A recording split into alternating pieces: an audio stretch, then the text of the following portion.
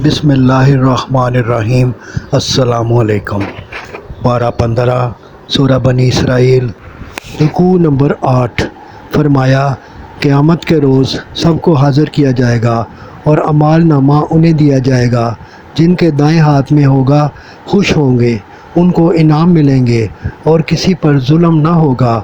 فرمایا کہ آپ صلی اللہ علیہ وآلہ وسلم کی دعوت کا محور صرف اللہ کی وحدانیت کا اقرار اور بقیہ تمام معبودوں کے بطلان کا اعلان ہے۔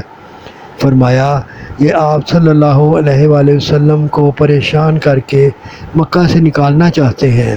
یاد رکھو کہ یہ آپ کو مکہ سے نکال کر چند روز بھی چین سے نہ رہیں گے، پھر یہ ہمیشہ کے لیے باہر نکال دیے جائیں گے۔ یہی ہمارا مقرر کردہ قاعدہ ہے۔ صدق اللہ العظیم۔ گزارش ہے کہ چینل کو سبسکرائب کر دیں اور گھنٹی کے بٹن کو دبا دیں۔ دعا ہے کہ اللہ تعالیٰ آپ کو صحت و تندرستی والی زندگی عطا فرمائے۔ آمین آمین آمین یا رب العالمین۔